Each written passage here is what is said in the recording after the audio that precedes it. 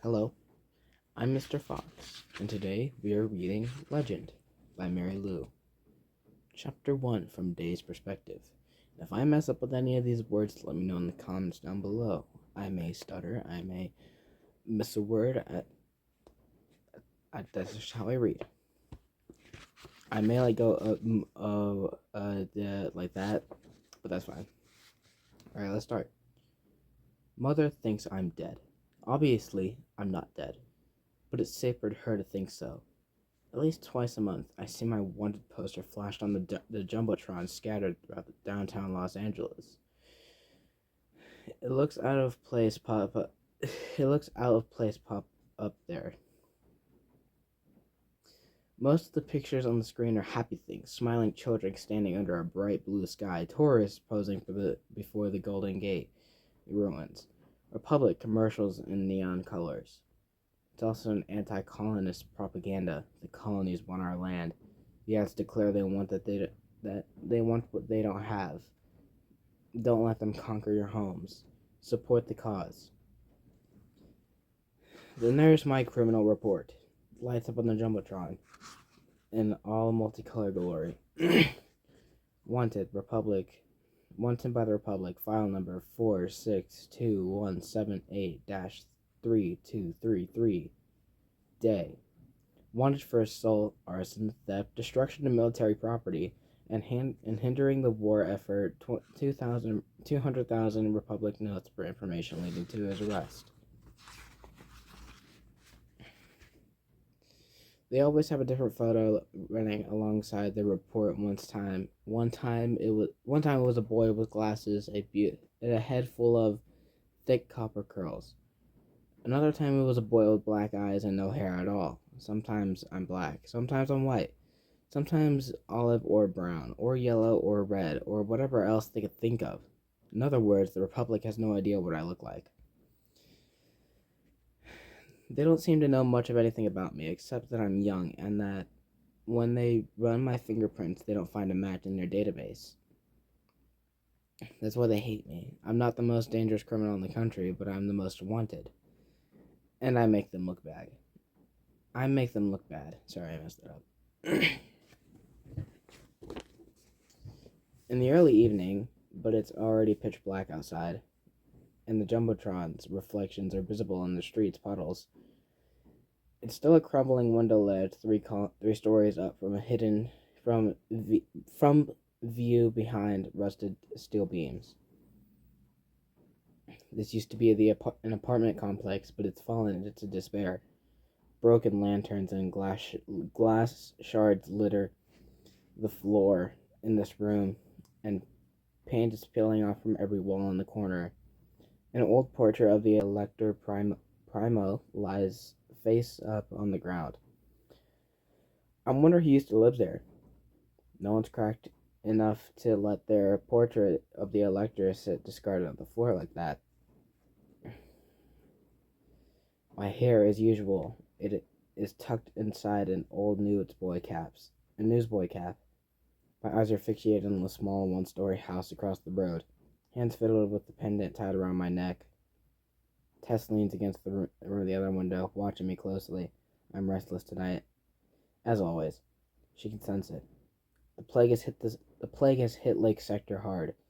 In the glow of the jumbotrons, Tess and I can see the soldiers at the end of the street. As they inspect each home, their black capes shiny and worn in the heat. Each of them wear a gas mask. Sometimes when they emerge, they mark a house by painting a big red X on the front door. No one enters or leaves the home after that. At least not when anyone's looking. Still don't see them? Tess whispers.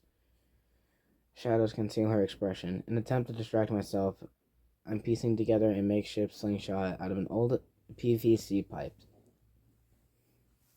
They haven't eaten dinner. They haven't sat down by the table in hours. I shift and stretch out my bad knee. Maybe they're not home. I shoot Tess an irritated glance as she's trying to console me, but I'm not in the mood. A lamp's lit. Look at the house. Look at those candles. Mom would never waste candles if no one was home. Tess moves closer. We should leave the city for a couple of weeks, eh? She tries to keep her voice calm, but the fear is in there. Soon the plague will have blown through you and come back to visit. We have more than enough money for 2 train tickets. I shake my head. 1 night a week, remember? Just let me check up on them 1 night a week. Yeah, you've been coming here every night this week. I just want to make sure they're okay. What if you get sick? I'll take my chances. I don't have, and you don't have to come with me. You could have waited for me back in Alta. Tess shrugs. Somebody has to keep an eye on you. 2 years younger than me, although sometimes she sounds old enough to be my caretaker. We look on in silence as the soldiers draw closer to my family's house. Every time they stop at a home, one soldier pounds on the door while a second stands next to him with a gun drawn. If nobody opens the door within 10 seconds, the first soldier kicks it in. I can't see them once they rush inside, but I know the drill. A soldier will draw a blood sample from each family member, then plug it into the handheld reader and check for the plague. The whole process takes 10 minutes. I can count the houses between where the soldiers are now and where my family lives. I'll have to wait another hour before I know their fate. A shriek echoes from the other end of the street. My eyes dart towards the sound of, and my hand whips to the knife seized at my belt. Tess sucks in her breath. It's a plague victim. She must have been deteriorating for months because her skin cracked and bleeding everywhere. I find myself wondering how the soldiers could have missed this one during previous inspections. She stumbles for a while, disoriented, then charges forward, only to trip and fall to her knees. I glance back towards the soldiers. They see her now. The soldiers with the drawn weapons approaches,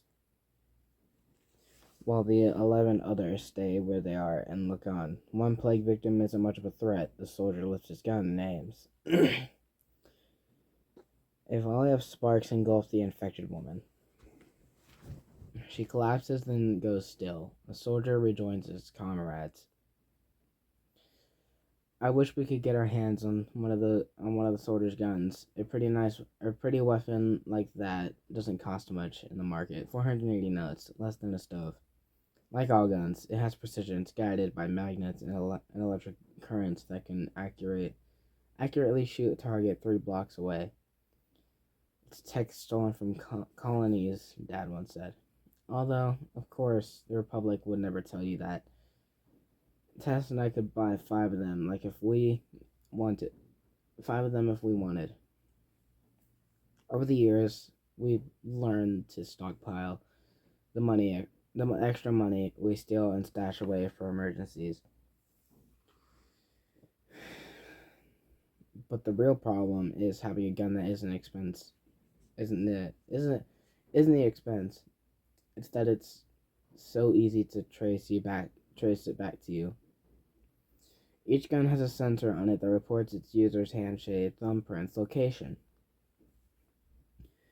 If that didn't give me away, nothing would, so I'm left with my homemade weapons. PVC pipes, pipe slingshots, and other trinkets. They found another one, Tess says. She squints to get a better look. I look down and see the soldiers spilled from another house. One of them shakes a can of spray paint and draws a red X on the door. I know the house. The family lives there.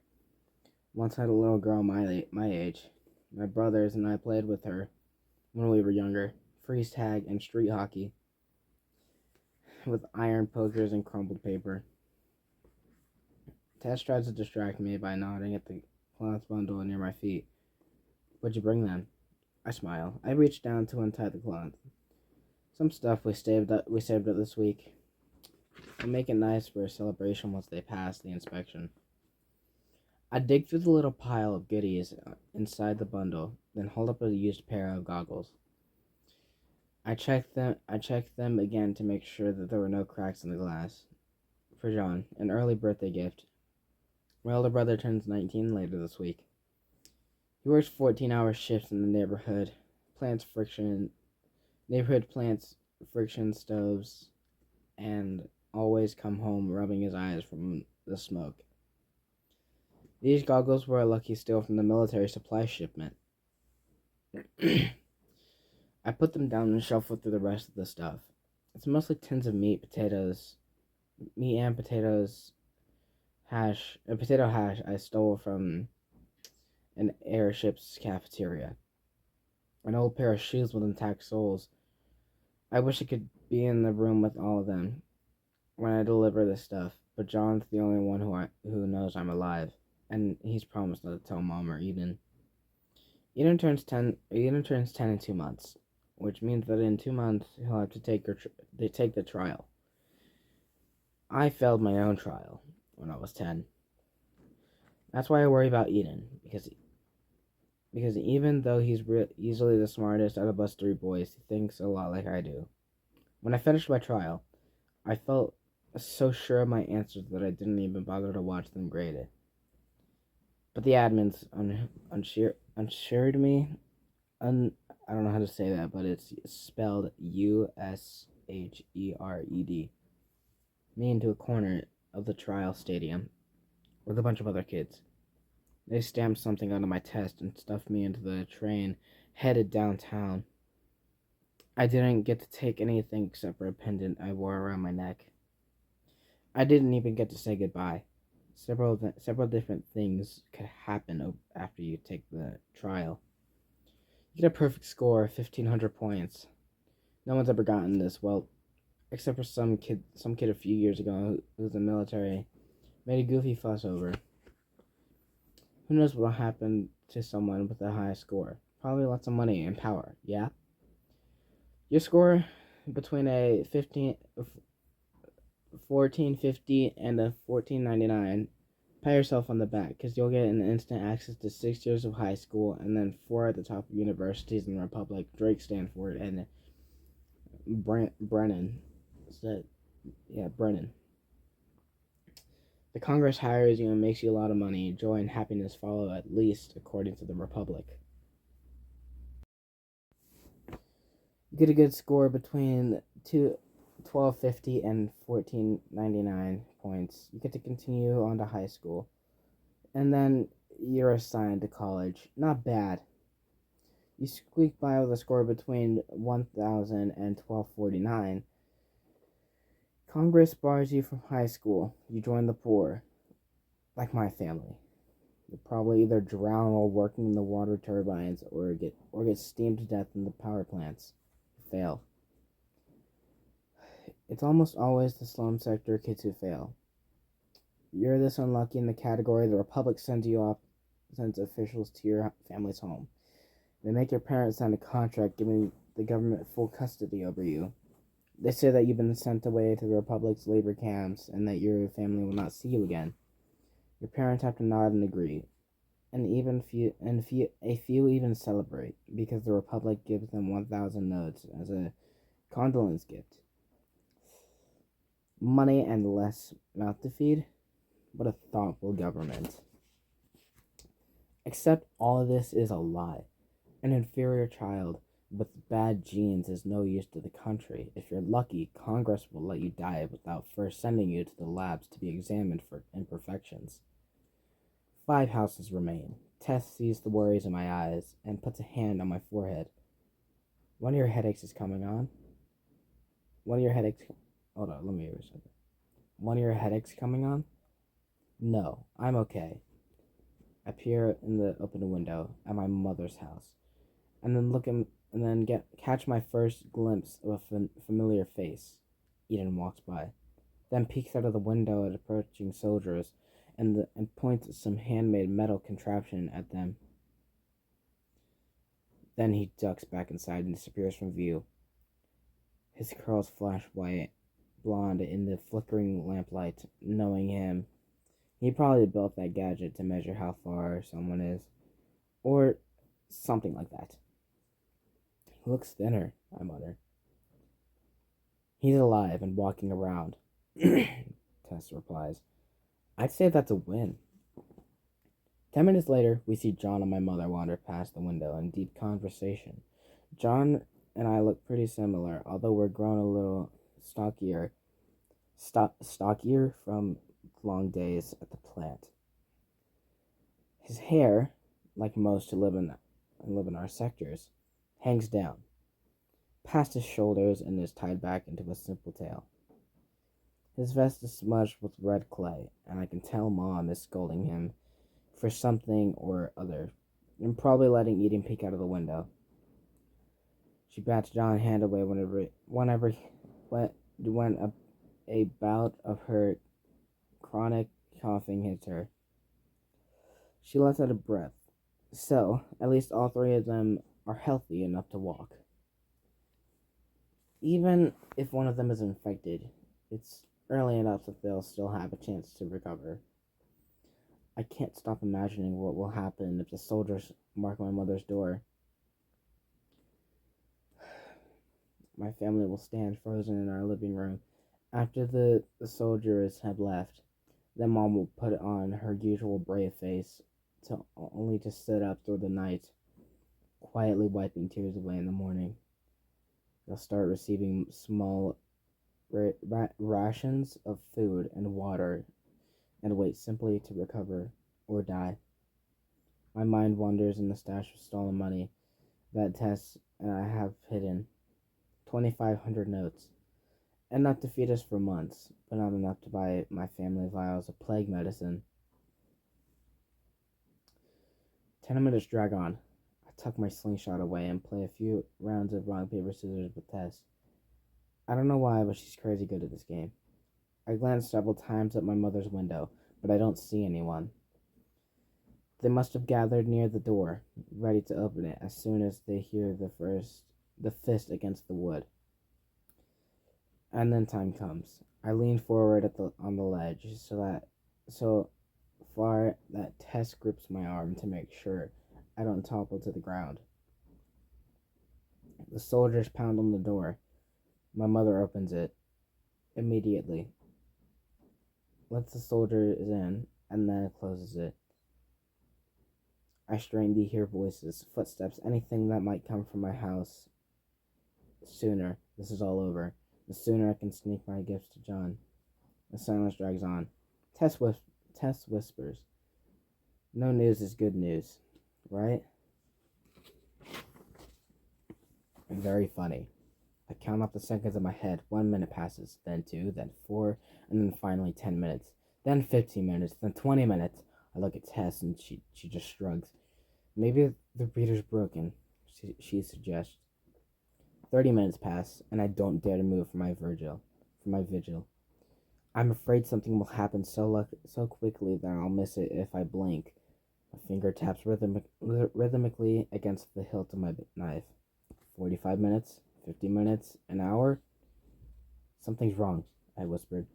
Tess purses her lips. You don't know that. Yes, I do. What could possibly take this long? Tess opens her mouth to reply, but before she can say anything, the soldiers are exiting my house. A single file expression. Finally, the last soldier shuts the door behind him and reaches for something tucked at his waist. I suddenly feel dizzy. I know what's coming. The soldier reaches up and sprays one long red diagonal line across our door, then sprays another line, making an X. I curse silently under my breath and start to turn away, but then the soldier does something unexpected. Something I've never seen before.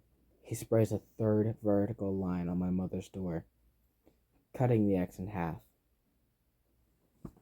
And that was Legend, Chapter 1 by Mary Lou.